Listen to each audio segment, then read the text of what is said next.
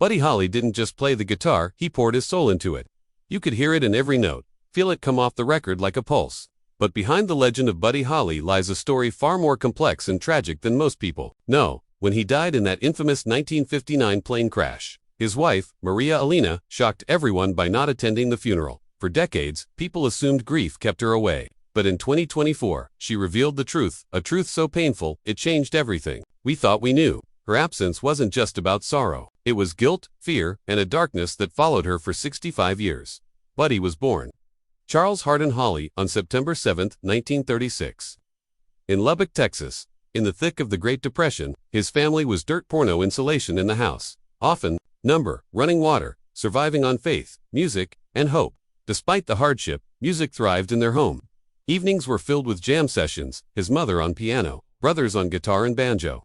Buddy, still small, would just sit and listen. But even at age 5, he was desperate to be part of the show. At a local talent contest, he was handed a violin with a greased bow. It couldn't make a sound, but he smiled, pretended to play, and the crowd loved him. That moment lit a fire. By high school, Buddy had a clean-cut look by day, but at night, he lived wild, sneaking out, trying, smoking, drinking, swearing, even stealing candy and records. He wanted to shake the good boy label. One moment especially marked his shift from innocence. His first sexual experience, organized and watched by his friends, not romantic, just a rite of rebellion. Then, in 1955, everything changed. Buddy saw Elvis Presley live, twice. The first time amazed him. The second changed his life. He even got to meet Elvis backstage. Elvis invited him to open for his next show. That moment showed Buddy that rock and roll was more than music. It was energy, rebellion, life itself.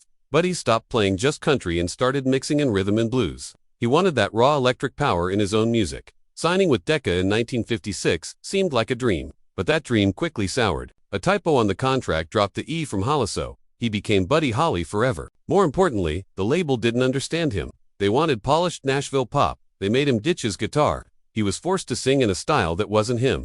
His sessions with producer Owen Bradley were miserable.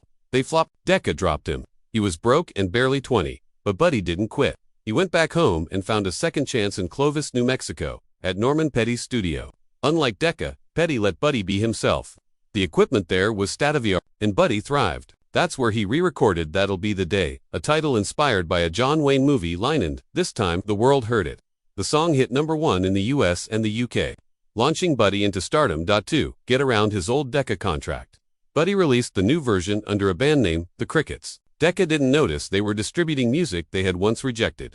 Petty also used a clever trick, releasing Buddy's solo work on one label, Coral, and Crickets tracks on another, Brunswick, both Decca subsidiaries. It doubled Buddy's exposure. From August 1957 to August 1958, Buddy Holly and the Crickets released 7 top 40 hits. That'll Be the Day, Peggy Sue, Maybe Baby, Rave On, and more. They became pioneers of rock and roll, even breaking racial barriers. In August 1957, they were the first white group to play Harlem's legendary Apollo Theater. The crowd, expecting a black R&B band, initially booed, but by the end of their 6-night run, they had won everyone over.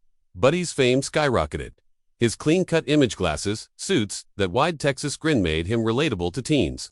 His performances on The Ed Sullivan Show inspired the next generation. The Beatles would later say they got their name partly from the Crickets. But behind the scenes, something darker was happening. Norman Petty, who was supposed to be a mentor, was stealing from Buddy. He kept their royalty checks, opened accounts in his name, even took songwriting credits for songs he didn't write. Buddy saw little money from records that sold millions. When Buddy married Maria Elena Santiago in 1958, her family uncovered the financial abuse. Petty's control extended beyond money. He used religion to manipulate the band and even poisoned friendships, driving a wedge between Buddy and the other Crickets. In 1959, Buddy broke ties with Petty and moved to New York with Maria Elena. It was a fresh start, but also a desperate one. He was broke. Petty still controlled his royalties. Bills piled up. Maria Elena was pregnant. So, Buddy took a grueling winter tour just to make ends meet. The Winter Dance Party Tour meant 24 shows in 24 days across the frozen Midwest. The conditions were brutal: broken buses, no heat, -30 weather, long drives, and constant sickness. Drummer Carl Bunch got frostbite. The musicians were pushed to the brink. On February 2nd, after a show in Clear Lake, Iowa, Buddy was exhausted. He decided to charter a plane to the next stop in Moorhead, Minnesota. Waylon Jennings gave up his seat to the Big Bopper, who was sick. Tommy Alsop and Richie Valens flipped a coin for the final seat. Valens won. The pilot, Roger Peterson, was young, undertrained for instrument-only flight, and unfamiliar with the plane's layout. At 12:55 a.m. on February 3, 1959, the plane took off. Within minutes it crashed nose-first into a frozen cornfield. Everyone on board was killed instantly. The crash was violent. Buddy's injuries were catastrophic. The Big Bopper was thrown far from the wreckage. Richie Valens, just 17, died instantly. The music world was devastated. Maria Elena, 2 weeks pregnant, learned of the crash from the news. The shock caused her to miscarry within 24 hours. She lost her husband and unborn child in a single day. Her guilt was overwhelming. She had begged him not to go. She believed that if she had gone with him, he would have lived. Buddy's mother found out through the radio and collapsed. The public backlash led to a new media rule: never release the names of the dead before notifying their families.